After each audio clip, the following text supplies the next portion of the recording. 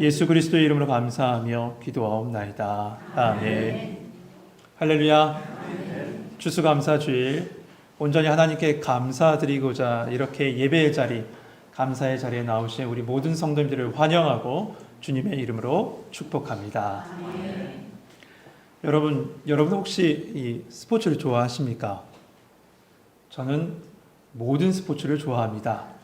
단 보는 것을 좋아합니다. 예전에는 직접 하는 것을 너무 좋아했는데 의욕이 앞서고 승부욕이 앞서다 보니 꼭 경기를 뛰고 오면 어디 하나 아프고 다치고 옵니다. 그래서 어느 순간부터요, 스포츠는 보는 거구나 라는 개념으로 완전히 바뀌어버렸습니다. 이렇게 스포츠를 보는 것을 좋아하는데 특별히 이 프로야구를 보는 것을 좋아해요. 그런데 2023년도 이 프로야구가요, 우리나라를 비롯해서 미국, 일본까지 역사의 길이 남은 기념비적인 그 사건으로 한 해가 마무리되는 모습을 보게 됩니다. 미국에서는 이 텍사스 레인저스라는 팀이 우승을 했는데 그 우승이 창단한 지 무려 62년 만에 첫 우승이라고 합니다. 일본은요, 이 오사카, 그러니까 간사이 지역을 연고로 하고 있는 한신 타이거스가 우승을 했는데 38년 만에 우승을 했대요. 그런데 우리나라도 그 나라에 비하면 짧지만 LG 트윈스가 29년 만에 우승을 했습니다. 다른 팀을 좋아하는 분들 죄송합니다. LG가 우승을 했습니다. 저는 이 팀은 사실 아닙니다. 우승한 걸 이야기하고자 한 것이 아니라요, 그 팀의 팬들의 반응에 대해서 이야기하고자 해요. 미국의 이 텍사스 레인저스가 우승을 하자 어떤 일이 벌어졌냐면 시민들과 함께 우승 퍼레이드를 벌였는데 그때 모인 인원이 70만 명이 모였대요. 7만 명 아니에요. 70만 명이 모였대요.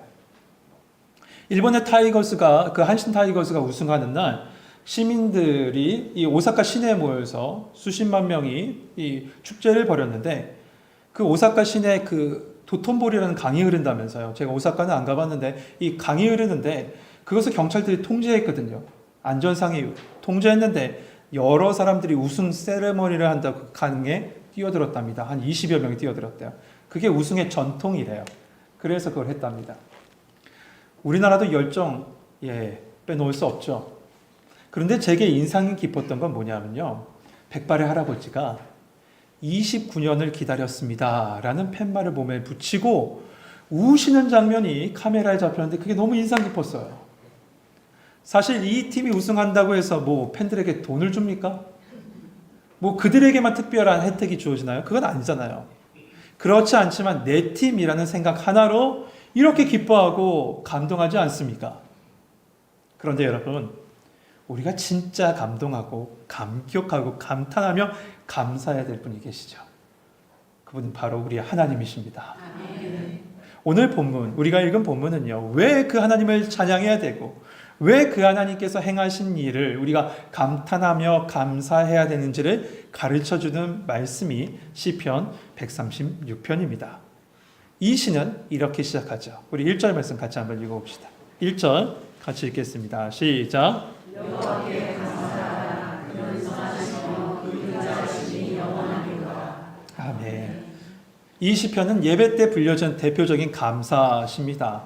그런데 어떻게 예배 때 불려졌냐면요, 인도자가 앞부분을 선창을 하면 후렴구를 회중이 화답의 형식으로 불렀다라고 얘기합니다. 이렇게 부른 이유가 있습니다. 원어에 보면 이 시편 136편이 몇 절로 되어 있죠? 26절로 되어 있습니다. 근데 26번 반복되는 그 인자하심이 영원함이로다 라는 이 후렴구 바로 앞에요, 이 단어가 붙여 있다고 합니다. 그 단어 이거예요. 왜냐하면. 그러니까 이 찬양은 인도자가 하나님은 누구십니다, 그분이 하시는 일은 무엇입니다, 그러면 우리 감사합시다 라고 표현하고 선포하면 이어서 회중들이 맞습니다, 왜냐하면 그 인자하심이 영원하기 때문입니다 라고 이렇게 믿음의 고백을 했다는 거죠. 거기에 1절만 이 선하시다 라는 이 부분이 조금 덧붙여 있을 뿐이에요. 그렇다면 여러분, 우리도 한번 해보는 게 어떨까요? 우리도 한번 이렇게 불러봐야 되지 않을까요? 우리 1절, 2절, 3절까지만요. 제가 감사하라까지 하면 여러분은 그 뒷부분을 읽어주시면 됩니다. 1절부터 시작합시다. 여호와께 감사하라. 신들 중에 뛰어난 하나님께 감사하라. 주들 중에 뛰어난 주께 감사하라. 할렐루야. 여러분, 오늘 시편에 여호와께 감사하라, 그 인자하심이 영원함이로다라는 이 감사의 샘물이 매 절마다 터져 나오듯이 이 시간에 여러분의 마음속에 이 감사가 터져 나와서 입술로 하나님을 찬양하고 감사할 수 있는 시간 되시게 주님의 이름으로 축복합니다. 그렇다면 시인은 무엇을 이토록 감탄하며 감사했을까요? 우선 시인은 하나님이 누구신지 바라볼 때 그는 감탄하며 감사하지 않을 수 없다라고 고백합니다. 그 부분이 방금 읽으신 1절에서부터 3절 말씀이에요. 그렇다면 이토록 감사하지 않을 수 없는, 감사할 수밖에 없는 그 하나님은 어떤 분이십니까? 첫째로 그 하나님은 선하시고 인자하신 분이십니다. 여러분, 하나님의 선하심, 그 선하심은요, 하나님의 창조로부터 시작됩니다. 하나님께서 온 세상을 창조하시고 이렇게 말씀하셨습니다. 보시기에 심히 좋았더라. 이 좋았더라라는 말씀 속에 이 좋다라는 말이 바로 오늘 본문의 선하심과 같은 말 토부입니다. 그러니까 이 말씀을 그대로 오늘 본문에 적용한다면 하나님은 누구신가? 하나님은 아름다우신 분이며 조화롭게 세상을 살아갈 수 있도록 세상의 질서를 만드신 분이며 그 모든 것을 우리에게 선물로 주시는 분이 바로 선하신 나의 하나님이시라는 거예요. 또한 두 번째, 하나님은 인자하신 분이라고 얘기하고 있죠. 여러분, 여기서 인자라는 말은요, 우리가 히브리어를 잘 모르지만 잘 아는 한 단어가 있습니다. 여러분 기억하세요? 우리가 끝나면서 이렇게 인사하죠. 뭐라고 인사해요? 샬롬. 네, 샬롬. 네, 맞습니다. 이 샬롬과 함께 그나마 우리에게 익숙하게 불려지는 히브리어 단어인 이 인자하심은 헤세드라는 단어입니다. 그런데 이 헤세드는 딱 하나의 뜻으로 정의하기 어려워요. 성경은 이 헤세드라는 단어를 다양하게 번역해 놨습니다. 이렇게 말이죠. 인자하심, 변함없음, 한결같음, 친절함, 자비로움. 하지만 우리는 한 단어로 이 모든 것을 표현할 수 있습니다. 그 단어는 뭐냐? 사랑이에요. 사랑. 그러니까 하나님은 어떤 하나님이시다? 사랑의 하나님이시다. 그 사랑은 인자하고 변함없으며 한결같고 친절하며 자비롭습니다. 그 사랑의 하나님, 인자가 많으신 하나님이 우리 하나님이십니다.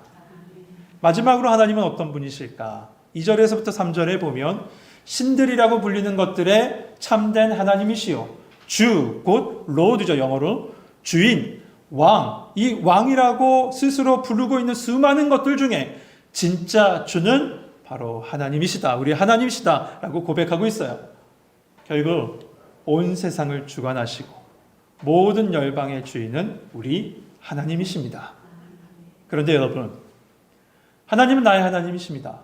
하나님은 나의 주님이십니다. 이 고백이 없으면 우리는 그 순간부터 내가 주인 되고 내가 하나님 되어 살아갑니다. 내가 주인 되어.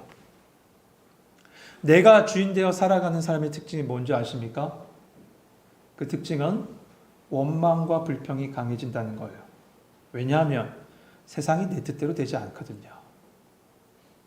내가 주인 돼서 막 살아봤는데 안 되니 어떻게 해요? 원망하고 불평하죠. 그거에 나올 수밖에 없어요. 그러면 어떻게 해야 될까요? 나 중심에서 하나님 중심으로 옮겨가야 되겠죠. 이렇게 나 중심에서 하나님 중심으로 옮겨가는 작업이 바로 예배예요. 이 예배예요. 이 예배에 나와서 먼저 나를 내려놓고 하나님의 살아계심과 하나님의 살아주심을 고백하는 시간이 바로 이 예배 시간입니다. 그러면서 그 하나님을 찬양하는 시간이기도 하죠. 그래서 예배 때 불린 이 찬양의 시의 첫 구절은 이렇게 시작하죠. 여호와께 감사하라 라고 선언하고 선포하고 시작합니다. 이 말은 뭡니까? 하나님이 진정 나의 하나님 되심을 인정하라는 거예요. 하나님이 진정 나의 하나님 되심을 인정하는, 나의 주인 되심을 인정하는 거예요. 성도 여러분, 이 시간 우리의 시선이 나 중심에서 하나님 중심으로 옮겨져서 그 선하시고 인자하시고 우리의 주가 되신 그 하나님께 감사 찬양을 올려드릴 수 있는 성도님 되시길 소망합니다. 이제 시인은 4절에서부터 21절까지 그 선하시고 인자신 하나님께서 행하신 일이 과연 뭔지 말하면서 감사하라 라고 선포하고 있습니다. 하나님께서 행하신 그 귀한 일은 크게 두 가지로 나눌 수 있습니다. 첫 번째가 5절에서부터 9절까지 나오는데요. 그것은 뭐냐면 하나님의 창조예요. 하나님께서 하신 일 첫 번째는 하나님의 창조입니다. 우리 5절부터 7절까지만요. 우리 감사와 감격을 담아서 하나님을 같이 한번 찬양해 봅시다. 5절, 6절, 7절입니다. 같이 읽겠습니다. 시작. 지혜로운 하늘을 지으신 이에게 감사하라. 그 인자하심이 영원하니라. 땅을 물 위에 펴신 이에게 감사하라. 그 인자하심이 영원하니라. 큰 빛을 지으신 이에게 감사하라. 그 인자하심이 영원하니라. 할렐루야. 여러분, 우리의 감사는 어떻습니까? 우리의 감사를 돌아보면 우리는 조건적일 때가 많습니다. 조건을 따집니다. 무언가 내가 얻었을 때, 무언가 내가 이루었을 때만 우리는 감사합니다. 그리고 그 조건의 범위도 되게 한정적입니다. 그 조건의 범위는 나와 내 주변에 대한 감사, 이 범위를 넘어가지 못합니다. 그러나 우리가 예수님의 초대를 받고 지난주 한 주간 감사 위크를 풍성하게 보내고 이렇게 맞이한 이 추수감사의 예배 속에 우리의 감사의 차원이 확장되고 고양되길 소망합니다. 여러분들 들어 이 세상을 만물을 한번 보세요. 하나님의 창조의 손길 닿지 않는 곳이 있는지요? 제가 한 북 디자이너를 압니다. 이 북 디자이너 책을 쓰는 사람이 아니라 책을 디자인하는 사람이죠. 그분에게 신방을 갔는데 이런 얘기를 하더라고요. 자기가 새로운 책을 지금 디자인하고 있는데 너무 안 돼서, 너무 새로운 것이 안 나와서 답답해했답니다. 그래서 그 답답한 마음에 밖에 나갔는데, 밖에 나가서 한참 걷는데 펼쳐진 풍경을 쭉 보니까 하나님의 놀라운 그 창조의 손길이 느껴지더라는 거예요. 자신은 있는 툴로, 있는 도구로 여러 가지를 조합해서 하나의 작품을 만드는데 그것도 되게 힘든데, 그것을 너무 지쳐하는데 어떻게 하나님은 아무것도 없는 그 광활한 것에 빛과 어둠을, 우주와 세계를, 그 모든 것을 만드시고 조화롭게 그리고 아름답게 때를 따라 인도하셨을까 생각하니 감격스러웠다는 거예요. 여러분도 한번 느껴보시죠. 예배를 마치고 집으로 돌아가는 그 걸음 속에서 보여지는 광경 속에 하나님의 손길이 한번 느껴지길 소망해요. 하나님께서 하신 그 손길들을 한번 바라보십시오. 그런데 여러분, 우리는 이것을 바라보고 소망하고 감격하기 원하는데요. 근데 우리의 삶의 고단함은 아까 전에 말씀드린 대로 우리의 시선을 나와 내 주변으로 딱 고정시켜 버립니다. 근데 이렇게 시선이 딱 좁아져 버리면, 고정돼 버리면 그것 안에서 살아남으려고 치열하게 싸우다 보니 상처받고 상처 주고 고통하고 고통하며 비교하고 원망할 때가 얼마나 많아요. 그런데 그런 곳에 어떻게 감사의 열매가 맺혀지겠습니까? 그 원망의 밭과 불평의 밭, 상처의 밭 위에 말이에요. 여러분, 소망합니다. 여러분의 시선이 확장돼서 온 세상 만물을 창조하신 그 하나님과 그 속에 하나님의 형상을 담은 여러분을, 나를 창조하신 그 하나님을 바라보며 감사할 수 있게 되길 소망합니다. 그런데 하나님의 창조는요, 이 온 세상을 만드시고 여러분을 창조하신 그 창조로 끝나지 않았습니다. 하나님은 우리에게 매 순간 또 다른 창조의 은혜를 주세요. 여러분, 창세기 1장, 2장, 3장에 가보면요, 하나님께서 우선 공간을 만드시는 모습을 보게 돼요. 공간을 첫 번째 만드십니다. 그리고 다음에 무엇을 만드셨냐면 그 공간을 채우세요. 해와 달과 별과 나무와 물고기와 여러 가지 동식물들로 채우셨어요. 그런 다음에 사람을 창조하셔서 그 안에서 살게 하셨습니다. 근데 이 창조는 지금도 유효합니다. 하나님은 하루라는 시간의 공간을 만드셨습니다. 그리고 그 하루의 공간 속에 여러 가지를 채우세요. 환경도, 사람도, 만남도 말이에요. 그리고 그 다음에 우리를 그곳에 불러 그 하루를 살게 하십니다. 오늘도, 내일도, 모레도 내 생애가 다할 때까지 그렇게 하실 겁니다. 이렇게 우리의 삶 속엔 지금도 창조의 은혜가 있습니다. 여러분, 내 삶을 매 순간 창조하시는 그 하나님을 생각해 보시죠. 그 하나님께 감사할 수 있게 되길 소망합니다. 두 번째로 하나님께서 행하신 일은 무엇이냐? 바로 우리를 구원하셨다는 거예요. 첫 번째 하나님이 행하신 일은 창조였다면 두 번째는 우리를 구원하셨다는 것이죠. 그 구원에 하나님께 감사하라 라고 시인은 말하고 있어요. 우선 10절에서부터 16절은 애굽의 고통에서 이스라엘을 건지시고 홍해를 갈라 그들을 마른 땅같이 걷게 하셨으며 바로의 군대를 강한 손과 편팔로 인도하신 그 하나님께 감사하라 라고 말하고 있습니다. 그런데 여러분, 이 말씀을 쭉 읽다 보면 이건 이스라엘 역사 아닙니까? 라고 생각이 드실 겁니다.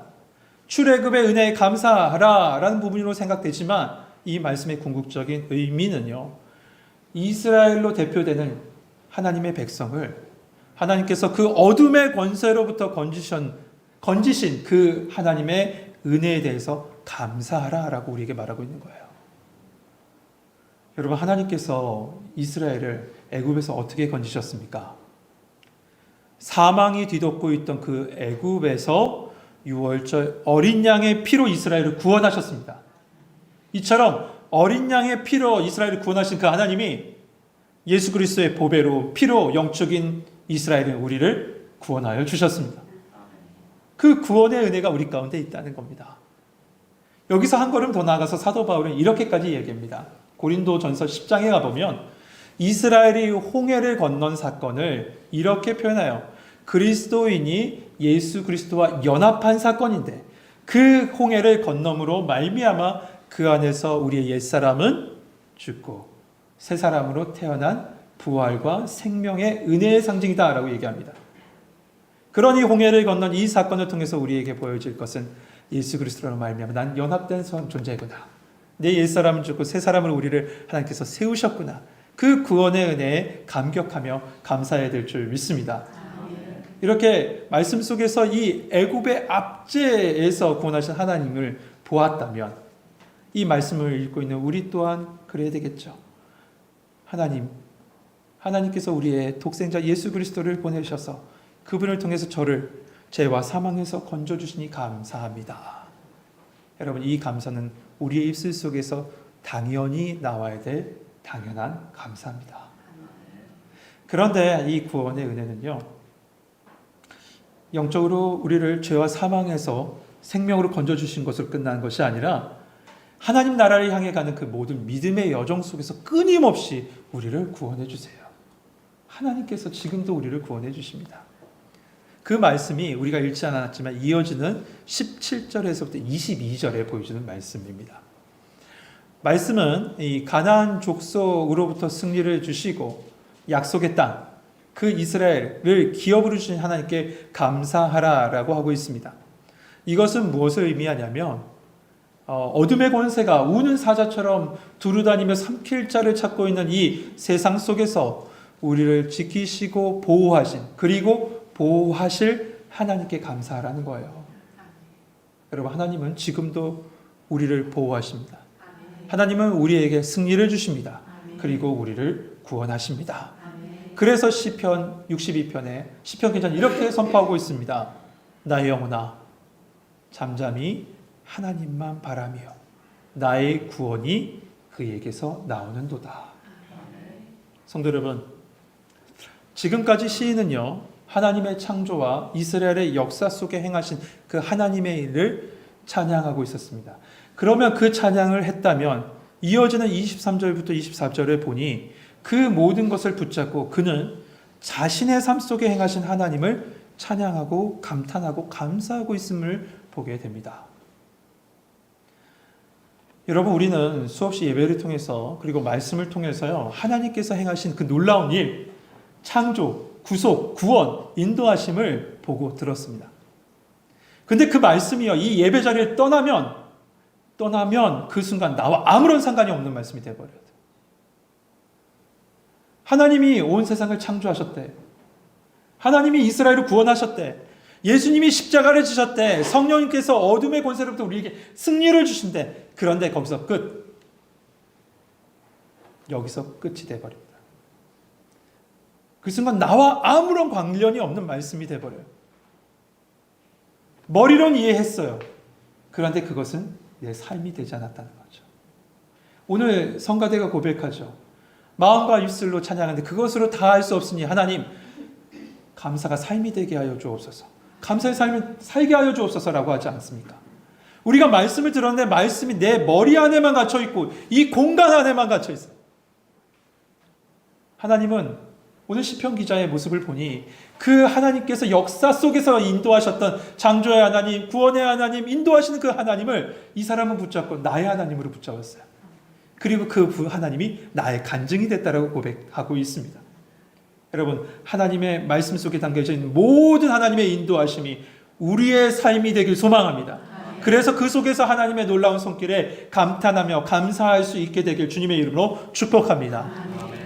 사랑하는 성도 여러분, 다윗이 왕이 된 후에 오랫동안 방치되었던 하나님의 임재를 상징하는 언약궤를 가지고 다윗성으로 가지고 왔습니다. 여러 우여곡절이 있었어요. 여러 우여곡절이 있었지만 그것을 거쳐 언약궤가 다윗성에 돌아오는 그날, 성 안에는 두 웃음소리가 들렸습니다. 하나는 다윗이 언약궤 앞에서 바지가 벗겨지는지도 모르고 그것을 잊은 채 춤추면서 기뻐하면서 환호하는 웃음소리였고요. 또 다른 하나는 그 모습을 저 성 위에서 보면서 업심여기며 웃고 있는 그의 아내 미갈의 비웃음 소리였습니다.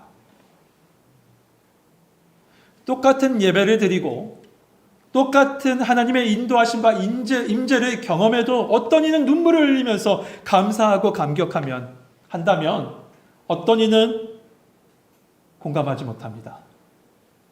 더 나아가서 저 창에서 미갈처럼 내려보듯 예배를 보면서 속으로 말하죠. 이게 말이 돼? 무시하고 업신여기는 사람도 있습니다. 비웃는 콧방귀 뀌는 사람도 있습니다.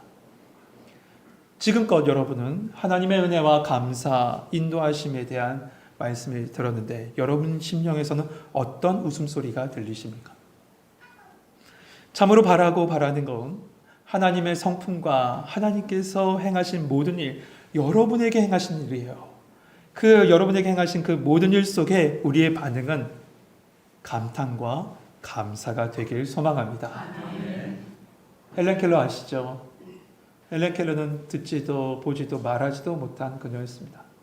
그러나 그녀는 타임지가 선정하는 20세기 가장 영향력이 있는 인물 100대 인물 속에 들어갈 정도로 그의 인생은 멋졌고 아주 영향력이 있는 한 여인이었습니다. 그녀에게 사람들이 많이 물었답니다. 뭐라고 물었냐면 평범함은 상상도 못하고 부족함이 많은데 어떻게 이런 삶을 살 수 있냐라고 질문했대요. 그런 질문을 자주 받았대요. 그럴 때마다 그녀는 이렇게 대답하곤 했답니다. 나에게 너무 많은 것이 주어졌습니다. 그렇기 때문에 나에게 어떤 것이 없는지 생각하며 머뭇거릴 시간이 없습니다. 성도 여러분, 우리에게는 하나님께서 주신 것들이 참 많습니다. 찬양에도 있죠. 받은 복을 세보라고요.